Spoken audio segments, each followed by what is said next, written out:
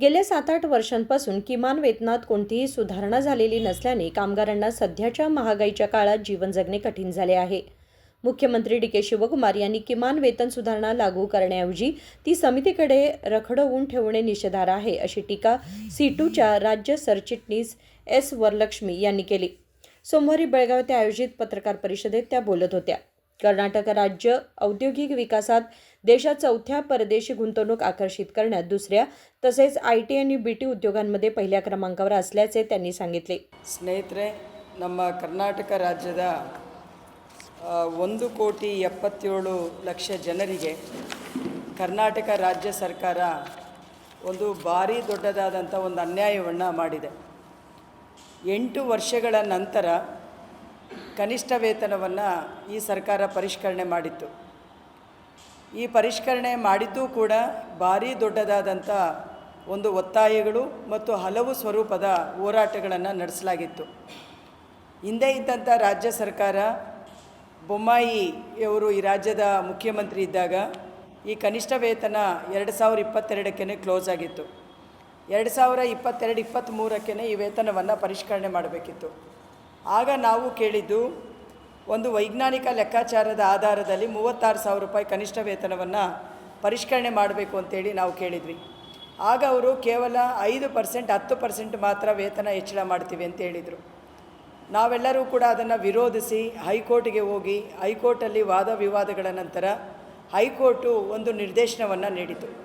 ಆ ನಿರ್ದೇಶನದ ಆಧಾರದಲ್ಲಿ ಮತ್ತು ನಮ್ಮ ದೇಶದ 15ನೇ ILC ಅಂತ ಹೇಳಿ ಇದೆ, ಇಂಡಿಯನ್ ಲೇಬರ್ ಕಾನ್ಫರೆನ್ಸ್ ಅಂತ ಹೇಳಿ ನಾವು ಕರಿತೀವಿ.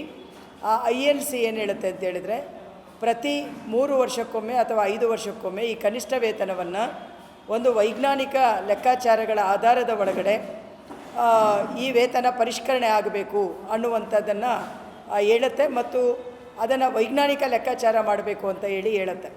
ಸೊ ಅದೇ ಪ್ರಕಾರದಲ್ಲಿ ರಫ್ತು ಕೋಸ್ ಬ್ರೆಡ್ ಪ್ರಕರಣ ಅಂತೇಳಿ ಸುಪ್ರೀಂ ಕೋರ್ಟಲ್ಲಿ ಆ ಒಂದು ಕಂಪನಿಯ ಒಂದು ವಿಚಾರದಲ್ಲಿ ಕನಿಷ್ಠ ವೇತನವನ್ನು ಹೆಂಗೆ ಲೆಕ್ಕಾಚಾರ ಹಾಕಬೇಕು ಅಂತೇಳಿ ಸುಪ್ರೀಂ ಕೋರ್ಟಿನ ಒಂದು ತೀರ್ಪಿದೆ. ಅದರ ಪ್ರಕಾರವೂ ಕೂಡ ಒಂದು ವೈಜ್ಞಾನಿಕ ಲೆಕ್ಕಾಚಾರವನ್ನು ಮಾಡಬೇಕು ಅಂತ ಹೇಳುತ್ತೆ.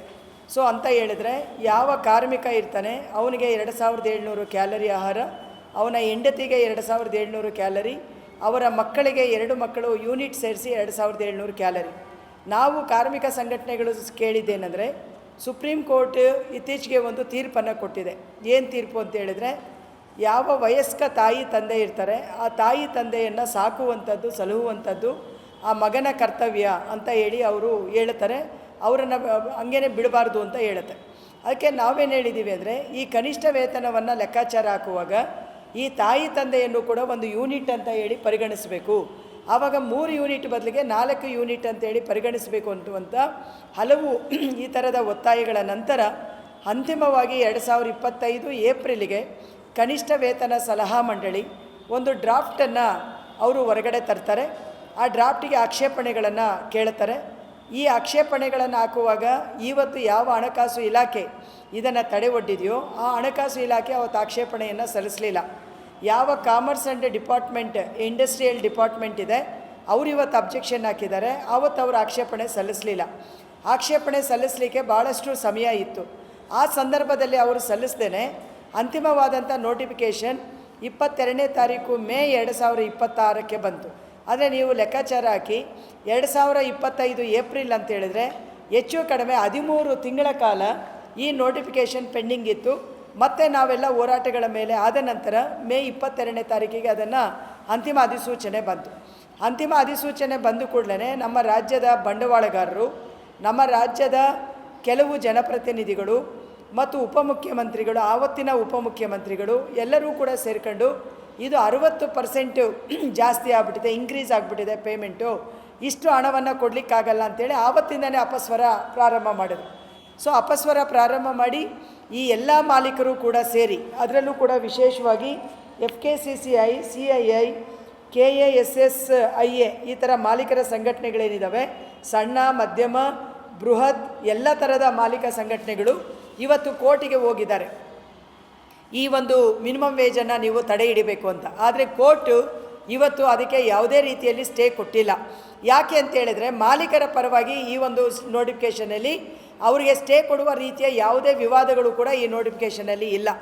ಆದರೆ ಇವತ್ತು ರಾಜ್ಯ ಸರ್ಕಾರ ಬಂಡವಾಳಗಾರರ ಪರವಾಗಿ ಅಂತ ಹೇಳದೇನೆ ಹಣಕಾಸು ಇಲಾಖೆಯ ಹೆಸರಿನಲ್ಲಿ ಇವತ್ತವರು ಇದನ್ನು ತಡೆ ಹಿಡಿದಿದ್ದಾರೆ.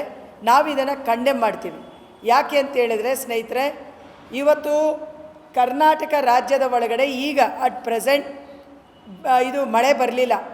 ಎಲ್ಲ ರೈತರು ಕೂಡ ಕಂಗಾಲಾಗಿದ್ದಾರೆ. ಹಲವಾರು ಜಿಲ್ಲೆಗಳು ತಾಲೂಕುಗಳನ್ನು ಬರಗಾಲ ಅಂತ ಹೇಳಿ ಘೋಷಣೆ ಮಾಡ್ತಾ ಇದ್ದಾರೆ. ಆಮೇಲೆ ಯುದ್ಧದ ಪರಿಣಾಮದಿಂದ ಅತ್ಯಂತ ದೊಡ್ಡ ಪ್ರಮಾಣದ ಗ್ಯಾಸು, ಪೆಟ್ರೋಲ್, ಡೀಸೆಲ್ ಬೆಲೆಗಳು ಜಾಸ್ತಿಯಾಗಿ ಬೆಲೆ ಏರಿಕೆ ಆಗಿದೆ. ಈ ಥರದ ಒಂದು ಸಂದರ್ಭದಲ್ಲಿ 8 ವರ್ಷಗಳಿಂದ ಈ ರಾಜ್ಯದ 1 ಕೋಟಿ ಕಾರ್ಮಿಕರಿಗೆ ನೀವು ಕನಿಷ್ಠ ವೇತನವನ್ನು ಪರಿಷ್ಕರಣೆ ಮಾಡಿಲ್ಲ ಅಂತ ಹೇಳಿದರೆ, ಆದರೂ ಕೂಡ ಅವರು ತಡ್ಕೊಂಡಿದ್ದಾರೆ ಅಂತ ಹೇಳಿದರೆ, ಸೊ ಏನಿದ್ರ ಅರ್ಥ ಅನ್ನುವಂಥದ್ದನ್ನು ನಾವು ಅರ್ಥ ಮಾಡ್ಕೋಬೇಕು. ಹಾಗಾಗಿ ನಾವು ಒತ್ತಾಯ ಮಾಡ್ತಾ ಇದ್ದೀವಿ ಏನು ಅಂತ ಹೇಳಿದರೆ, ಈ ಒಂದು ಕನಿಷ್ಠ ವೇತನವನ್ನು ಜಾರಿ ಮಾಡಬೇಕು ಅಂತ. ಆದರೆ ಇವತ್ತು ಹಣಕಾಸು ಇಲಾಖೆ ಏನು ಹೇಳ್ತಾ ಇದೆ, ಸರ್ಕಾರದ ಅಡಿಯ ಒಳಗಡೆ ಕಾಯಂ ಅಲ್ಲದ ಅಂದರೆ ಗುತ್ತಿಗೆ, ಹೊರಗುತ್ತಿಗೆ ಕಾರ್ಮಿಕರ ಸಂಖ್ಯೆ ಜಾಸ್ತಿ ಇದೆ. ಅವರ ಲೆಕ್ಕಾಚಾರ ಎಷ್ಟಿದೆ? 1.5 ಲಕ್ಷ ಇದೆ. ಇವ್ರಿಗೆಲ್ಲರಿಗೂ ಕೂಡ ಸೇರಿಸಿದ್ರೆ ಒಂದು 2100 ಕೋಟಿ ರೂಪಾಯಿ ಮಾತ್ರನೇ ಹಣಕಾಸು ಇಲಾಖೆಗೆ ಬರ್ತದೆ. ಯಾರು? ಪಂಚಾಯಿತಿ ವರ್ಕರು, ಹಾಸ್ಟೆಲ್ ವರ್ಕರು, ಆಮೇಲೆ ಮತ್ತು ಗ್ರಾಮ ಪಂಚಾಯಿತಿ ನೌಕರರು, ನಗರಾಭಿವೃದ್ಧಿ ಇಲಾಖೆಗಳಲ್ಲಿ ಕೆಲಸ ಮಾಡೋರು, ಮುನ್ಸಿಪಲಲ್ಲಿ ಕೆಲಸ ಮಾಡೋರು, ಆಮೇಲೆ ಬೇರೆ ಬೇರೆ ಇಲಾಖೆಗಳಲ್ಲಿ ಕೆಲಸ ಮಾಡೋರು, ಇವರೆಲ್ಲ ಸೇರಿಕೊಂಡಾಗ ಅಷ್ಟೇ ಬರೋದು. ನಾವು ಕೇಳೋದು, ಸರ್ಕಾರದ ಅಡಿಯಲ್ಲಿ ಗುತ್ತಿಗೆ, ಹೊರಗುತ್ತಿಗೆ ತಗೊಳ್ಳೋದಕ್ಕೆ ತೀರ್ಮಾನ ಮಾಡಿದವರು ನೀವು. ಯಾಕೆ ಅಂತೇಳಿದರೆ ಅವರಿಗೆ ಪರ್ಮನೆಂಟ್ ಮಾಡೋಕ್ಕಾಗಲ್ಲ, ಪರ್ಮನೆಂಟ್ ವೇಜ್ ಕೊಡೋಕ್ಕಾಗಲ್ಲ ಅಂತ. ಈಗ ಪರ್ಮನೆಂಟ್ ವರ್ಕರ್ಸ್ಗೆ ಮೊನ್ನೆ ಇದು ಪೇ ಕಮಿಷನನ್ನು ನೀವು ಇಂಪ್ಲಿಮೆಂಟ್ ಮಾಡಿದಾಗ ಎಷ್ಟು ಮಾಡಿದ್ದೀರಿ? ಹೆಚ್ಚು ಕಡಿಮೆ 17,000ದಿಂದ 20,000 ಕೋಟಿ ರೂಪಾಯಿಯನ್ನು ನೀವು ವ್ಯಯ ಮಾಡಿದ್ದೀರ. ನಮಗೇನು ಅದಕ್ಕೆ ಇದಿಲ್ಲ, ನಾವೇನು ತೆಗಿತಾ ಇಲ್ಲ. ಆದರೆ ಇವತ್ತು ಸರ್ಕಾರದ ನಿಜವಾದಂಥ ಕೆಲಸ ಮಾಡ್ತಾ ಇರೋರು ಬಹುತೇಕ ಜನ ಕಾಂಟ್ರಾಕ್ಟ್ ಆ್ಯಂಡ್ ಔಟ್ಸೋರ್ಸ್ ವರ್ಕರ್ಸ್. ನೀವು ಯಾವುದೇ ಇಲಾಖೆಗೆ ಹೋಗಿ ಎಲ್ಲ ಕೆಲಸಗಳನ್ನು ಮಾಡೋರು ಇವತ್ತು ಡೇ ನೈಟ್ ಇವತ್ತು ಸರ್ಕಾರದ ಕೆಲಸಗಳನ್ನು ಜಾರಿ ಮಾಡ್ತಾ ಇರೋರು ಯಾರು ಅಂದರೆ ಕಾಂಟ್ರಾಕ್ಟ್ ಆ್ಯಂಡ್ ಔಟ್ಸೋರ್ಸ್ ವರ್ಕರ್ಸ್. ಆ ವರ್ಕರ್ಗಳಿಗೆ 2100 ಕೋಟಿ ರೂಪಾಯಿ ನಿಮಗೆ ಖರ್ಚು ಮಾಡೋಕ್ಕಾಗಲ್ಲ ಅಂತ ಹೇಳಿದ್ರೆ ನೀವು ಯಾವ ರೀತಿಯ ಸರ್ಕಾರ ನಡೆಸ್ತೀರಿ? ಯಾಕಂತ ಹೇಳಿದ್ರೆ ಸರ್ಕಾರ ಅನ್ನೋದು ಒಂದು ಮಾಡೆಲ್ ಮ್ಯಾನೇಜ್ಮೆಂಟ್ ಅಂತ ಹೇಳಿ ನಾವು ಕರಿತೀವಿ. ಆಮೇಲೆ ಮತ್ತೆ ಇದೇ ಸರ್ಕಾರ ರೂಲ್ ಮಾಡುತ್ತೆ, ಏನು ಗೊತ್ತಾ? ಯಾವ ಉದ್ಯಮ ಕನಿಷ್ಠ ಕೂಲಿಯನ್ನು ತನ್ನ ಕಾರ್ಮಿಕನಿಗೆ ಕೊಡಲಿಕ್ಕೆ ಆಗಲಾರದೆ ಇರೋನು ಉದ್ಯಮವನ್ನು ನಡೆಸಬಾರ್ದು ಅಂತೇಳಿ ಇದೇ ಸರ್ಕಾರದವರು ಹೇಳ್ತಾರೆ. ಈಗ ನೀವು ಮಾಡ್ತಾ ಇರೋದೇನು? ಸೊ ಹಾಗಾಗಿ ಇವತ್ತು ಕನಿಷ್ಠ ವೇತನ ಕೊಡಲಿಕ್ಕಾಗಲ್ಲ ಅಂತ ಹೇಳಿದ್ರೆ ನೀವು ಸರ್ಕಾರವನ್ನು ಹೆಂಗೆ ನಡೆಸ್ತೀರಾ ಅಂತೇಳಿನೂ ಕೂಡ ನಾವು ಪ್ರಶ್ನೆ ಮಾಡ್ತಾ ಇದ್ದೀವಿ. ಹಾಗಾಗಿ ಈ ಸೋಗುಗಳು ಅಥವಾ ಸಬೂಬುಗಳನ್ನು ನೀವು ಹೇಳಬಾರದು. ಮತ್ತು ಈಗ ಅವರೇನು ಕಮಿಟಿ ಮಾಡಿದ್ದಾರೆ, ಇದು ಒಂದು ರೀತಿಯ ಅನ್ಕಾನ್ಸ್ಟಿಟ್ಯೂಷನಲ್ ಅಂತ ಹೇಳಿ ನಾನು ಪದ ಉಪಯೋಗ ಮಾಡಲಿಕ್ಕೆ ಇಷ್ಟಪಡ್ತೇನೆ. ಯಾಕೆ ಅದನ್ನು ಹೇಳ್ತಾ ಇದ್ದೀನಿ ಅಂದರೆ 1948ರ ಕನಿಷ್ಠ ವೇತನ ಕಾಯ್ದೆಯ ಸಲಹಾ ಮಂಡಳಿ ಅನ್ನೋದು ಒಂದು ಕಾನೂನಲ್ಲೇ ಅಡಕವಾಗಿರ್ತಕ್ಕಂಥ ಒಂದು ಕಾನ್ಸ್ಟಿಟ್ಯೂಷನಲ್ ಕಮಿಟಿ, ಶಾಸನಾತ್ಮಕವಾದಂಥ ಒಂದು ಸಮಿತಿ.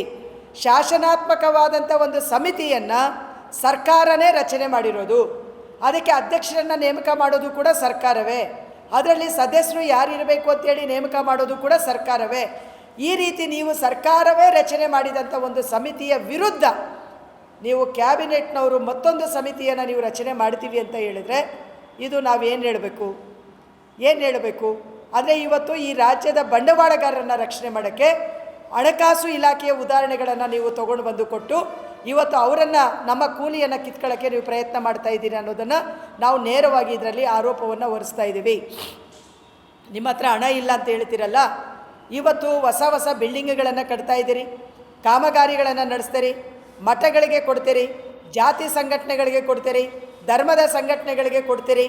ಅದ್ಧೂರಿಯಾಗಿ MLA MP ಗಳಿಗೆ ಬೇಕಾದಷ್ಟು ಸವಲತ್ತುಗಳನ್ನು ನೀವು ಹೆಚ್ಚಳ ಮಾಡ್ಕೊಳ್ತೀರಿ. ಅದಕ್ಕೆಲ್ಲ ಹಣ ಎಲ್ಲಿಂದ ಬರುತ್ತೆ? ದೊಡ್ಡ ಏರ್ಪೋರ್ಟ್ಗಳನ್ನು ಕಟ್ತೀರಿ, ಹಣ ಎಲ್ಲಿಂದ ಬರುತ್ತೆ? ಆದರೆ ಇದೆಲ್ಲವೂ ಕೂಡ ಡೆವಲಪ್ಮೆಂಟ್ ಅಂತ ಹೇಳಿ ನೀವು ಹೇಳೋದಾದರೆ ಜನರಿಗೆ ಕೂಲಿಯನ್ನು ಹೆಚ್ಚಳ ಮಾಡೋದು ಡೆವಲಪ್ಮೆಂಟಿನ ಪಾರ್ಟೇ. ನೀವು ವೇತನ ಹೆಚ್ಚಳ ಮಾಡಿದರೆ ಜನ ಕೊಂಡುಕೊಳ್ಳುವ ಶಕ್ತಿ ಹೆಚ್ಚಳ ಆಗುತ್ತೆ. ಅದು ನಮ್ಮ ರಾಜ್ಯದ ಆರ್ಥಿಕ ಚಟುವಟಿಕೆಗೆ, ಆರ್ಥಿಕ ಅಭಿವೃದ್ಧಿಗೆ ಮತ್ತಷ್ಟು ಕಾಣಿಕೆಯನ್ನು ಕೊಡುತ್ತೆ ಅನ್ನುವಂಥದ್ದನ್ನು ನಾವು ಯಾರೂ ಕೂಡ ಮರಿಬಾರ್ದು. ಇವತ್ತು ಪತ್ರಕರ್ತರಿಂದ ಹಿಡಿದು ಬೇರೆ ಬೇರೆಗಳಲ್ಲಿ ಕೆಲಸ ಮಾಡ್ತಕ್ಕಂಥ ಜನರಿಂದ ಹಿಡಿದು ಇವತ್ತು ವೇತನ ಪರಿಷ್ಕರಣೆ ಆಗಲಾರದೆ ಇವತ್ತು ಶೋಷಣೆಗೆ ಒಳಗಾಗಿದ್ದಾರಲ್ಲ, ಅದಕ್ಕೆ ಯಾರು ಉತ್ತರ ಕೊಡ್ತಾರೆ? ಹಾಗಾಗಿ ನಾವು ರಾಜ್ಯ ಸರ್ಕಾರದಲ್ಲಿ ಒತ್ತಾಯ ಮಾಡ್ತೀವಿ, ಈ ಕಮಿಟಿಯನ್ನು ಏನು ಇನ್ನೂ ಆದೇಶ ಆಗಿಲ್ಲ, ಜಸ್ಟ್ ಅನೌನ್ಸ್ ಮಾಡಿದ್ದಾರೆ, ಆದೇಶ ಆಗಿಲ್ಲ, ಆದೇಶವನ್ನು ಮಾಡಬಾರ್ದು. ಇದನ್ನು ತಡೆ ಅಬೇನ್ಸಲ್ಲಿ ಇಟ್ಟಿರುವಂಥ ಈ ವೇಜ್ ನೋಟಿಫಿಕೇಷನ್ ಏನಿದೆ ಅದನ್ನು ಇಮಿಡಿಯೇಟಾಗಿ ಇಂಪ್ಲಿಮೆಂಟ್ ಮಾಡಬೇಕು ಅಂತೇಳಿ ಒತ್ತಾಯ ಮಾಡಿ 18ನೇ ತಾರೀಕು CITU ನೇತೃತ್ವದೊಳಗಡೆ ಕರ್ನಾಟಕ ರಾಜ್ಯ ಗ್ರಾಮ ಪಂಚಾಯಿತಿ ನೌಕರರು ಇಡೀ ರಾಜ್ಯದಲ್ಲಿ ಹೋರಾಟ ಮಾಡ್ತಾ ಇದ್ದಾರೆ. 2ನೇ ದಿನ ಸರ್ಕಾರದ ಅಡಿಯಲ್ಲಿ ಕೆಲಸ ಮಾಡ್ತಕ್ಕಂಥ ಕಾಂಟ್ರಾಕ್ಟ್ ಆ್ಯಂಡ್ ಔಟ್ಸೋರ್ಸ್ ಎಂಪ್ಲಾಯೀಸು ಬೆಂಗಳೂರಿನ ಫ್ರೀಡಮ್ ಪಾರ್ಕಲ್ಲಿ 19 यावेळी सीटूच्या जिल्हाध्यक्ष दोड्डप्पा पुजारी, JM जैनेखान, मंदा नेवगी, दीपक वारके यांच्यासह अन्य पदाधिकारी उपस्थित होते. Vinod Kolkar, KMM Marathi, Belgaum.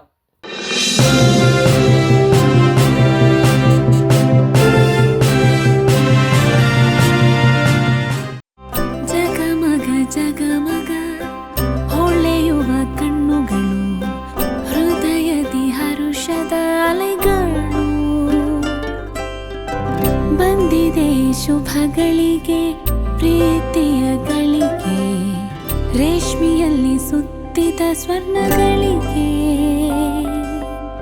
BS Channabasappa and Sons, The Textile Mall, Tilakwadi, Belagavi.